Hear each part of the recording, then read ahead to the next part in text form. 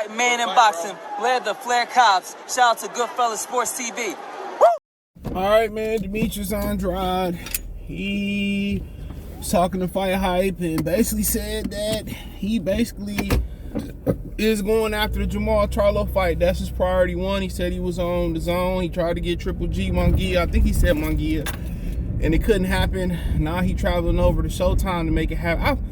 I think somebody distracted me when he was asked a question about is he with PBC or with Showtime. I forget exactly what he said. I think somebody was talking to me. I was listening to it at work.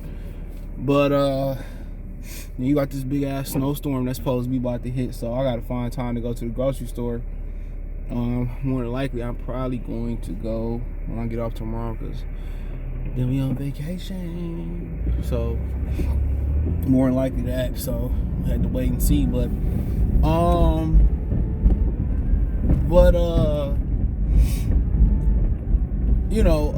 think about the whole situation. I just think PBC shown you could be on the same side of the street and the fight still won't happen. So I understand he went over there to see what was good with them. He explained why he didn't fight Jennebic. He said that basically it wasn't worth his time. And most people say, well, you fought Luke Keeler and them. Apparently he got paid a lot of money to fight Luke Keeler and them and whoever it was, Arthur Kova and those type of guys. And, they wasn't trying to compensate him for Jennebic. And my thing was, the interview asked him, well, Jennebic, didn't look too good against his last fight. Don't seem to be what they had, planned him out to be and all that. And he basically said there wasn't enough money in it. Long story short, he said it wasn't enough money involved. It wasn't enough money in it for him to take that fight. So that's what it was. Demetrius Andrade, most people look at him as a mercenary. That's what they look at him as. That's what they look at him as a dude that's just fighting for the dollar and made a lot of bad business decisions in boxing. So I'm not saying that's what I believe, but that's what they say. But he said he over there to get Jermall Charlo. He said he knocked on a few guys' door at the zone, and they wasn't willing to fight him. And obviously, you hear Munguia and Triple G supposed to be getting it on. So for Demetrius Andrade, man, you gotta ask yourself, man, did we miss the best of Demetrius Andrade? Did we miss the best of him? And that's gonna be a thing. If he go on to be fantastic, it's still gonna be a question. He go on there and be fantastic, beat up on Charlo, whatever it may be, and look good. And people say, well, what if he was in his prime? He was able to get these opportunities and do. Remember him and Lar had the big back and forth about who didn't fight each other, who dug to and all that. So he pulling up on niggas' sides of the streets trying to make it happen. Is it posturing? Or what is it? Is he posturing? Is it really real? Is it, but Jermall Charlo, he just, I'm gonna talk about this too. Why would you jump in front of me going slow with a Nevada plate? It's a female on the phone. But it's a nice Nissan Altima, though. I'll give that to him. But he talking about, well, I tried, man, I'm gonna get it on one. Hey, when it comes to Jermall Charlo, don't nobody want it. Caleb Plant already exposed that ass, man. He ain't trying to fight nobody. They trying to save his boxing virginity for Canelo, and I think he in on that plan too. He agree with that plan, and like I said before, he ain't gonna fight Demetrius Andrade. And Andrade ain't got a belt. He gave up his leverage to make a unification bout. Jermall ain't never unified. So why Jermall gonna go up to 168 pounds, right? Fight Demetrius Andrade for what? Come on. Same thing kind of how he thought about Benavidez as a plan. What I'm gonna fight Benavidez as a plan for? Ain't shit on the line. I'm a champion. If anything, they should be coming down to me. And that's probably how he thinking. I'm a champion. You might have to go up there and fight them for glory for a couple dollars. Ain't no belt on the line, which he should. It's a big profile fight. Interim belts and, all that type of stuff. I get it. It ain't the most, scintillating thing that you can get. But, like Too Short say, you got to get in where you fit in at. Them big fights. But Andrade should have just fought Big for what they was paying. What if it was $100,000? I mean, she must have really thought he was a threat then. What they said, well, I'll give you $100,000 to fight CJ. Defend your WBO. Man, nigga would have whooped my ass with the quickness, nigga. Shit, he said you got 90 days to make the fight. Man, nigga, we would have been fighting after a week. He beat the dog walking shit out of me, dude. I was watching the video on Facebook, and the dude arguing with a dude, and the dude getting the dude face, and the dude starts swinging on him. And they in the club, and the dude just get the dumping on his ass. It's funny, you say some certain things on social media, and they want to ban your page, suspend you and all that, but somebody get clapped, another brother clap a brother in the club, and they was talking about, is it self-defense or not self-defense? Now, he did step in old boy in his vicinity, maybe almost head-butted him, but, you know, he could have walked away. And that's why I say, man, I ain't about to argue with none of these niggas, man. I'm not about to sit here. You don't know who holding in the club, security shady. You don't know who holding in the street. You don't know what niggas capable of. These dudes could be professional boxers, professional MMA fighters, especially MMA fighters. They look just like regular people. You know, boxers, you can kind of a lot of times tell by how they sunken in face and all that. But MMA fighters, dude, I don't know, man. You know, you can tell too kind of by the face and the scar tissue, and man, I leave people alone. I'm too old to be in here scrabbling and fighting. And then I don't believe in bringing sand to the beach neither. Like, why I'm gonna take my girl to a nightclub for? I never understood that. Like, we can go to the bar, kick it, listen to music, take shots at the bar, chill. You know, if you and your girl into picking up another girl or whatever, y'all into that. Then he got a big ass tumor on his leg, on her leg. This man dog. He got a husky in there. I don't know what she like. She like a, I don't know, Collar Rock mix or something like that. She had a big old tumor on her leg. Might be a boil or whatever. Maybe not so much a tumor. It's like a boil. But she walking fine. But yeah, I don't believe in that, bro. I ain't never believed in going to the club with a girl you with. No, I mean, like, it was like a bar, y'all eating whatever, or, you know, y'all at the bar chilling. Like, you, all the times, they're not. Old heads put me on, like, I used to be mad as hell when I was younger, man. I used to have, like, Tuesdays and Mondays all day. Like, yeah, those the best days. Little freak bitches be at the bar. Like, God.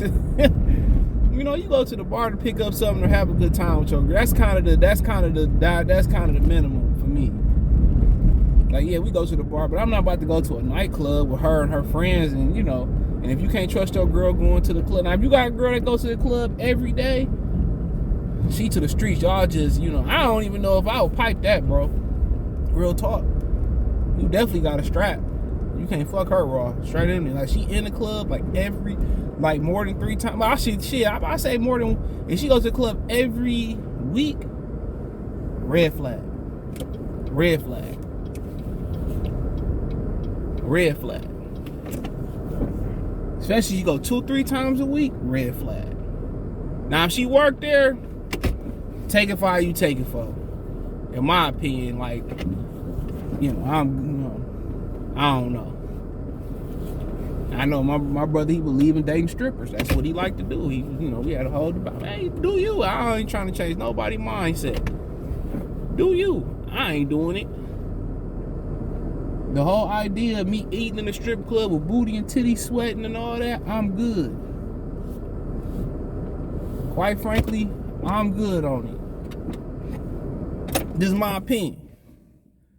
But yeah, you got a girl that's always in the club. Now, if y'all kicking it and she don't go to the club no more, most women like to lay up under dudes.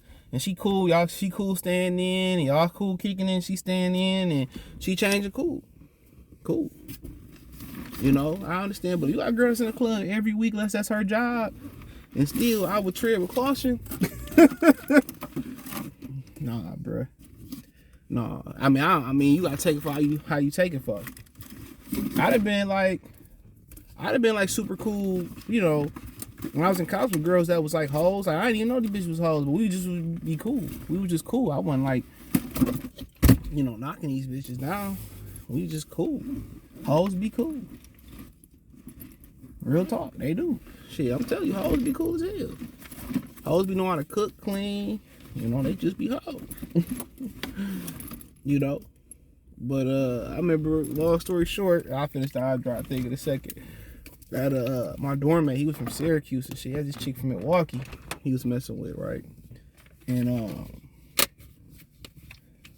man, they was running the train on her, dog. And one of the dudes from Florida warned him. He kind of threw a warning. He was like, man, he kind of said some shit, and I'm like, you know, I ain't really, I caught it, but I thought he was tripping. You know how niggas is, try to get you out of the way. Man, the TA on our floor, and like several of them niggas was like just knocking this bitch down, knocking her down. He ended up getting her pregnant, but right time he got her pregnant and shit, well, he playing B-Day or something he did. He playing B-Day. I forget what it was. But whatever. He thought he got her pregnant. I gave him money for a plan B or whatever. You know, but he found out after that shit happened. You know, after he had, you know, and he like, man, he was mad as hell about that shit. You know, and I heard her on the phone and shit because we was cool. And she was telling her boyfriend what she had done. She told him the whole 411. She had a boyfriend back in Milwaukee, the whole 411, bro. She broke it completely down. And he said, I forgive you, just come back home. She came back home, we never seen her again. Then she had a roommate. Her name was December. Crazy shit, I'm telling you. She was stealing girls' panties. No cap. She was stealing girls' panties out the laundry room. She wasn't a bad looking girl neither. I just like, hey, bro, like, that's why I say, man, it's always for all y'all that got sisters and shit like that. And girls that y'all consider homegirls, that's cool. Maybe it's co-workers, whatever. Y'all go out, whatever. Whoever it may be, sister's friend, whatever, that can really spot. That really can see what you can't see, especially when you're younger. When you get older, you know, but they can see what you really can't see. Those are very valuable people to have around you and have around. I didn't be like chicks like that, like, dog, like, yeah, she tight. And they be like, nah, don't do it. You know, and I value that opinion. It don't be no hate. You could tell if it's like hate. You could tell when another chick like hating, but girls be knowing, dog. Like hoes be cool as hell. But for Demetrius Andrade and Jermall Charlo, it is what it is. I think Jermall Charlo saved himself for Canelo Alvarez. I think he want Canelo to pop that cherry. He trying to pop Canelo cherry and pop the lock on Canelo and get that bag. So, I mean, I ain't knocking with none of these dudes doing no more in basketball. One thing I tell you, folks, they don't do it for the fans no more. And at the end of the day, with social media and the way the fans move the bar back and forth, and you know, and now fans can voice their disdain and they can voice their pleasure, and people seeing no matter what these fighters seeing no matter what they do or what they don't do, they not gonna get credited for it. I definitely understand it at this point, you know what I'm saying? But you gotta take social media for the grain of salt. People that talk with their chest out on social media, people that troll, people that got a lot to say on social media, they will not say that shit in real life. Trust and believe me. A lot of these niggas don't even stand on what they say to their girl. And that's factual. A lot of these girls on social media talk all that freaky shit. You get them in the room, they quiet. A lot of people ain't standing on that. A lot of times you say stuff on social media to a girl that you would never say to a chick face off rip. Real talk.